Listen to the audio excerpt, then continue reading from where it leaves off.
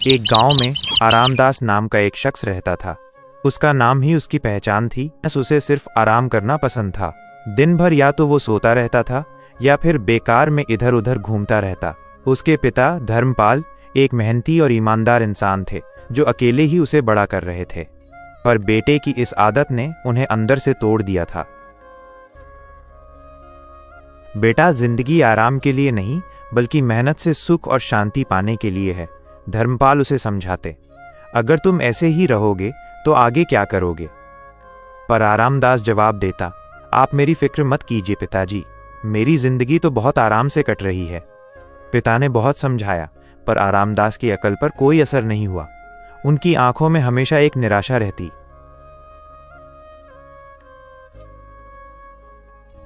एक दिन उन्होंने अपने दोस्त रघुनाथ से सलाह ली। रघुनाथ ने कहा, धर्मपाल भाई, इसका एक ही इलाज है, इसकी शादी करा दो। जब इसके ऊपर जिम्मेदारियां आएंगी तो इसका आलस अपने आप दूर हो जाएगा। रघुनाथ की सलाह मानकर धर्मपाल ने आरामदास की शादी सुषमा नाम की एक सुंदर और मेहनती लड़की से करा दी। धर्मपाल को लगा कि अब उनका बेटा जिम्मेदार बन जाएगा।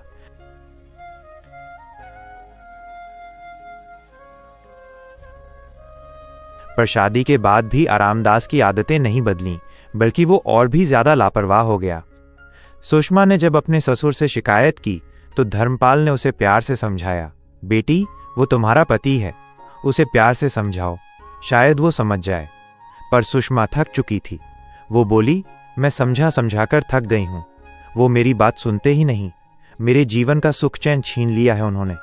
समय बीतता गया और हालात और भी खराब होते चले गए। कुछ समय बाद धर्मपाल जी का देहांत हो गया। उनके जाने के बाद आरामदास को रोकने टोकने वाला कोई नहीं था। वो और भी ज्यादा निठल्ला हो गया। एक दिन जब आरामदास सो रहा था तो सुषमा ने उसे जगाकर गुस्से में कहा, आपको शर्म नहीं आती? गांव के हर मर्द सुबह काम पर चले जाते हैं और एक आप हैं जो अभी तक सो रहे हैं। जब से मैं इस घर में आई हूं मुझे एक पल का भी सुकून नहीं मिला। आरामदास बोला, तुम जानती हो मैं काम ढूंढ रहा हूं, पर कोई बड़ा काम नहीं मिल रहा और मैं छोटा काम करना नहीं चाहता। बड़ा काम आपसे होगा नहीं और छोटा आप करना नहीं चाहते। सुषमा चिल्लाई, तो फिर आप करना क्या चाहते हैं? अपनी बीवी का पेट तक नहीं भर सकते आप। सुषमा ने जब ये कहा कि 2 दिनों से घर में अनाज का एक दाना भी नहीं है तो आरामदास को जबरदस्त झटका लगा। उसे एहसास हुआ कि उसकी आलस ने घर की क्या हालत कर दी है। शर्मिंदा होकर वो घर से बाहर निकला और एक पेड़ के नीचे बैठकर सोचने लगा। उसने अपने दोस्त लोकेश से मदद मांगने की सोची। लोकेश ने उसे पैसे देने से साफ इनकार कर दिया क्योंकि आरामदास ने पहले भी कई बार पैसे लेकर नहीं लौटाए थे। लोकेश ने कहा, आरामदास, तुम हमेशा उधार मांगते हो पर काम कभी नहीं करते, अब जाकर खुद कमाओ। लोकेश के कड़वे बोल आरामदास को चुभ गए। उस दिन उसे पहली बार अपनी गलती का एहसास हुआ। उसे समझ आया कि केवल उधार से जिंदगी नहीं चलती। उसने ठान लिया कि अब वो खुद काम करेगा और अपने परिवार की जिम्मेदारी उठाएगा। लोकेश ने आरामदास की बेवकूफ़ी भरी बातें सुनकर और गुस्सा हो गया। उसने कहा, देखो भाई आरामदास, मेरे पास पैसे तो हैं लेकिन मैं तुम्हें अब नहीं दूंगा। तुम्हारी ये बेवकूफ़ी भरी बातें सुनकर मुझे नहीं लगता कि तुम ये पैसे लेकर मुझे फिर वापस लौटाओगे। तुम केवल पैसे लेना चाहते हो और देना नहीं चाहते हो, इसीलिए मैं तुम्हें अब पैसे नहीं दूंगा। लोकेश के ताने सुनकर आरामदास उदास मन से वहां से चला गया और रास्ते में एक बड़े पेड़ के नीचे आकर बैठ गया। वो अपनी हालत के बारे में सोच ही रहा था कि तभी गांव के मुखिया एक आदमी को लेकर हाथ में डंडा लिए गुस्से में उसकी तरफ आ रहे थे। आरामदास मन ही मन सोचने लगा, हे भगवान, ये कैसी मुसीबत मेरे ऊपर आ गई। मुखिया जी मेरे पास पैसों के लिए ही आ रहे होंगे, अब मैं क्या करूं? आरामदास अभी सोच ही रहा था कि मुखिया जी वहां अपने आदमी को लेकर उसके पास आ गए। मुखिया ने कहा, बस बहुत हुआ आरामदास, तुमने मुझे बहुत बेवकूफ़ बना लिया। तुझे अपनी चालाकी और झूठे वादों का हिसाब आज चुकाना ही पड़ेगा। आज कोई बहाना नहीं चलेगा, आज मैं अपना पैसा लेकर ही रहूंगा। मुखिया जी मेरी बात सुनिए, इस समय मेरी हालत बहुत खराब है। मेरे घर में खाने के लिए एक दाना भी नहीं है। मुखिया जी बस एक मोहलत मुझे और दे दीजिए, मैं वादा करता हूं कि मैं आपका एक एक पैसा वापस कर दूंगा। आरामदास ने विनती की। मुखिया ने कड़वे स्वर में कहा, अगर तुझे पैसे लौटाने होते तो तू कब का चुका दिया होता। तेरे पास बहानों की कमी नहीं है। मैंने अपनी जिंदगी में तेरे जैसा कामचोर इंसान आज तक नहीं देखा। अरे तुझ जैसे लोगों को तो इस धरती पर बोझ कहना चाहिए। मुखिया की कड़वी बातें सुनकर आरामदस समझ गया कि आज वो बचने वाला नहीं है।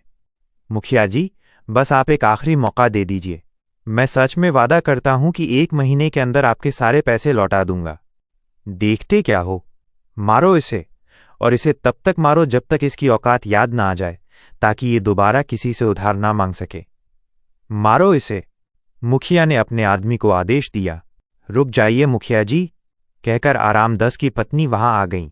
मुखिया जी, इन्हें मत मारिए। मैं आपसे वादा करती हूं कि ये आपका सारा पैसा 1 महीने के अंदर लौटा देंगे। मुखिया ने आरामदस की पत्नी को देखकर कहा, सुषमा, मैं इस बार सिर्फ तुम्हारी वजह से इसे छोड़ रहा हूं, लेकिन याद रखना, अगर 1 महीने के अंदर मुझे मेरा पैसा नहीं मिला तो मैं फिर इसका वो हाल करूंगा जो इसने सोचा भी नहीं होगा। इसीलिए मेरा पैसा 1 महीने के अंदर मिल जाना चाहिए। ऐसा कहकर मुखिया अपने घर चले गए।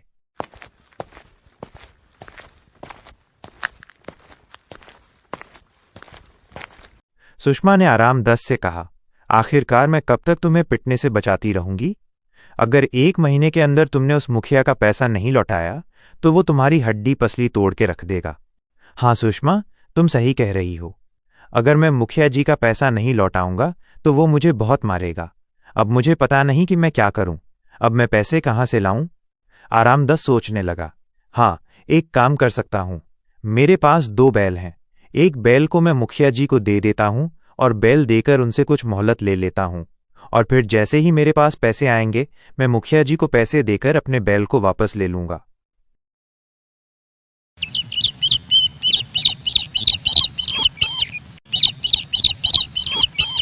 अगली सुबह आरामदस मुखिया जी के घर गया और बोला, मुखिया जी, मैं आपका पैसा नहीं लौटा सकता क्योंकि मेरे पास पैसा है ही नहीं। हाँ, एक काम कर सकता हूं। मेरे पास 2 बैल हैं। आप एक बैल को रख लीजिए और जब मैं आपको पैसा लौटा दूंगा तो फिर आप मुझे मेरा बैल दे देना। हाँ, आज तूने काम की बात कही है। ठीक है, जा तू अपना बैल लेकर आ। मुखिया जी, बैल थोड़ा भारी है, वो मुझसे नहीं आ पाएगा। आप अपने आदमी को भेज दीजिए, वो लेकर आ जाएंगे। मुखिया जी ने अपने आदमी को आरामदस के साथ भेज दिया। आरामदस ने अपने 2 बैलों में से एक बैल दे दिया और मुखिया जी का आदमी बैल को लेकर चला गया। आरामदस अपनी पत्नी सुषमा के पास गया और बोला, सुषमा, आज मैंने मुखिया जी का सारा कर्ज चुका दिया। अब वो हमारे दरवाजे पर कभी नहीं आएंगे। लेकिन तुम्हारे पास तो पैसे नहीं थे, फिर तुमने मुखिया जी का कर्ज कैसे चुकाया? सुषमा ने हैरान होकर पूछा। सुषमा, हमने एक बैल को मुखिया जी को दे दिया जिससे कि उनका कर्जा चुक जाए और फिर वो कभी हमें बीच में न टोकें। क्या कहा तुमने? बैल दे दिया? और इसमें तुम अपनी समझदारी मान रहे हो? तो इसमें क्या गलत किया मैंने? मुखिया जी को बैल देकर मैं उसके ब्याज से बच गया और मुखिया जी को बेवकूफ बना दिया। बेवकूफ मुखिया जी नहीं, तुम हो। 2 बैलों में से तुमने एक बैल दे दिया। अब एक बैल से तुम कैसे खेत जोतोगे?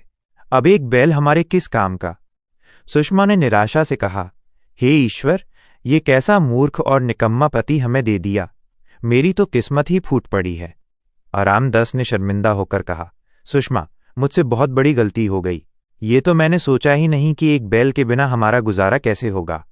मैं कुछ भी नहीं जानती। वो बैल मुझे वापस चाहिए तो चाहिए। अब किसी भी तरह जाइए आप मुखिया जी के पास और कैसे भी करके वो बैल वापस लाइए। आरामदस शर्मिंदा होकर सिर झुकाए बाहर निकल गया। आरामदस जंगल में जाकर एक बड़े पेड़ के नीचे बैठ गया और अपनी बेवकूफ़ी पर पछतावा करने लगा। वो सोचने लगा कि अब अपनी हालत को कैसे काबू में किया जाए। तभी आरामदस को किसी के चीखने की आवाज़ आई। आरामदस चौंक कर खड़ा हो गया और इधर उधर देखने लगा। उसने देखा कि थोड़ी दूर एक साधु महाराज प्यास की वजह से जमीन पर गिरे हुए थे। आरामदस दौड़कर वहां गया और साधु महाराज के मुंह पर पानी डाला और उन्हें पानी पिलाया। इसके बाद साधु महाराज होश में आए और बोले,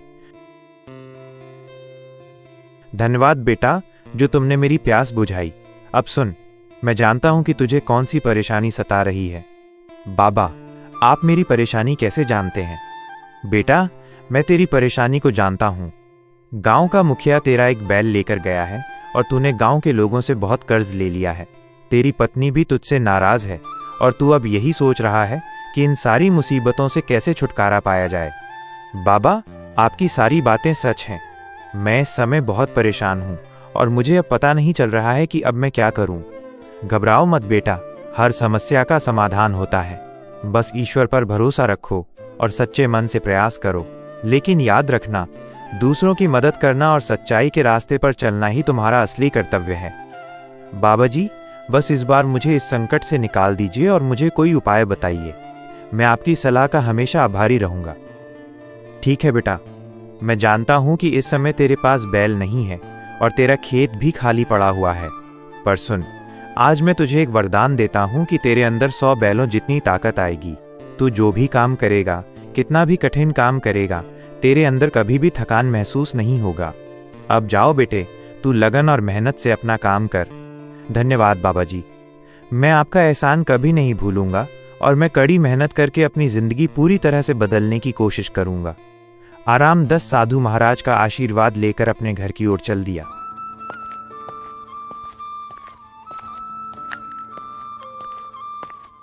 अगली सुबह जब सुषमा उठी तो उसने देखा कि आराम 10 अपने बिस्तर पर नहीं था।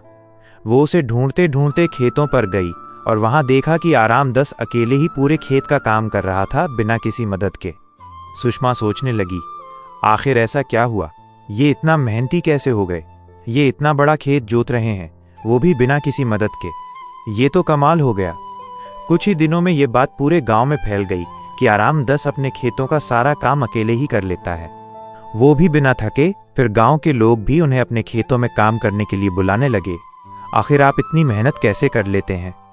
पहले तो आप थोड़ा सा भी मेहनत नहीं किया करते और अब आप पूरे खेतों का काम अकेले ही कर लेते हैं। और अपने खेतों का तो सही, लेकिन आप पूरे गांव के लोगों के भी खेतों में जाके आप काम कर लेते हैं, वो भी बिना थके हुए। क्या आपको थकान महसूस नहीं होती है क्या? आखिर आपके साथ ऐसा क्या हो गया कि आप इतनी मेहनती हो गए? पता नहीं सुषमा, मुझे क्या हो गया है। मैं कितना भी काम कर लूं, मुझे थकान महसूस नहीं होता है। लगता है बाबा जी का आशीर्वाद मेरे पर काम कर गया। फिर आराम 10 ने सुषमा को साधु जी के आशीर्वाद के बारे में बताया। अच्छा जी, ये बात है।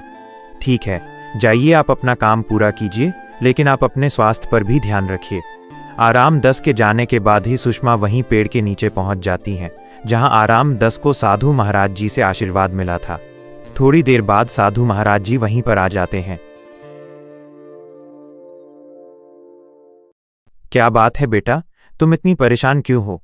बाबा जी, मुझे नहीं पता ये सब कैसे हो रहा है। आराम 10 की मेहनत दिनों पर दिन बढ़ती ही जा रही है। वो बिना थके खेत में दिन भर कड़ी से कड़ी मेहनत करते हैं, लेकिन मुझे डर है कि कहीं वो अपनी सेहत को खराब न कर ले, क्योंकि वो इस समय बहुत अपने आप को थका रहा है और कड़ी मेहनत कर रहा है। क्या ये सही है? इससे हमें कुछ सावधानी नहीं बरतनी चाहिए। ये बात सुनकर साधु महाराज जी भी सोचने लगे। वो समझ गए कि सुषमा का उद्देश्य आराम 10 को मदद करना था, लेकिन अब उसे अपनी मेहनत से उसे आगे बढ़ने का मौका दिया जाए। बेटी, ये वरदान आराम 10 को मैंने ही दिया था। अब तुम क्या चाहती हो ये बताओ मुझे। बाबा जी, मैं ये चाहती हूं कि आप अपना वचन वापस ले लीजिए। आराम 10 अब अपनी मेहनत से आगे बढ़ना चाहता है। उनकी मेहनत ही उनका असली ताकत है। अब उन्हें अपने मेहनत के बल पर आगे बढ़ने देना चाहिए। ठीक है बेटी, यदि तुम्हारी यही इच्छा है तो मैं अपना वचन वापस लेता हूं। अब आराम 10 पहले के जैसा हो जाएगा, लेकिन याद रखना, असली शक्ति उसके मेहनत में ही है। सुषमा अपने घर आई और वो सारी बात अपने पति आराम 10 को बता दी। आराम 10, बाबा जी ने अपना वचन वापस ले लिया है। अब तुम्हारी मेहनत ही तुम्हें सफलता दिलाएगी और मुझे पूरा यकीन है कि अब तुम कड़ी मेहनत करके ही आगे बढ़ोगे। कोई बात नहीं सुषमा, अब मुझे पता चल गया है कि मेहनत ही सब कुछ है। मैं अब कड़ी मेहनत से ही अपना काम करूंगा और देखो, इस बार की कड़ी मेहनत से फसल बहुत अच्छा हुआ है। इस बार की फसल से हम लोग अपना बैल भी वापस ले लेंगे और गांव का सारी उधारी भी चुकता कर देंगे।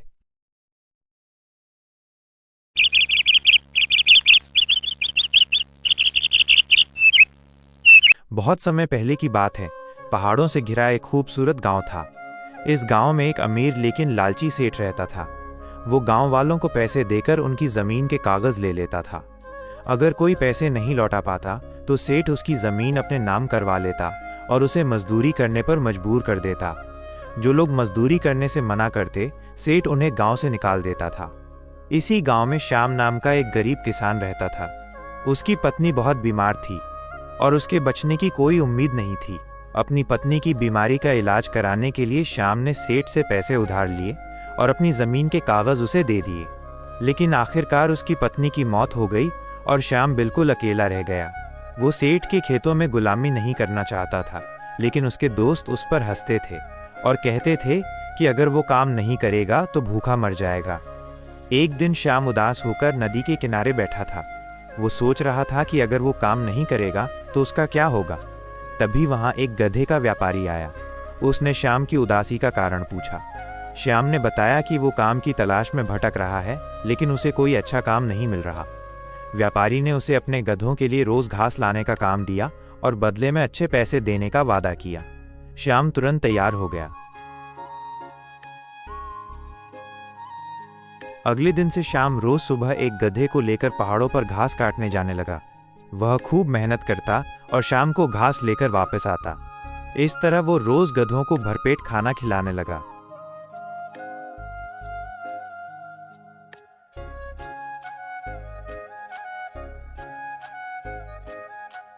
कुछ दिन बाद गधे के व्यापारी ने श्याम से कहा कि गधे ज्यादा हैं और घास कम पड़ रही है।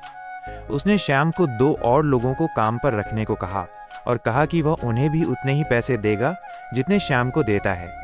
श्याम अपने दोस्तों को ढूंढने लगा। रास्ते में उसे उसके 2 दोस्त मिले जो बहुत दुखी थे।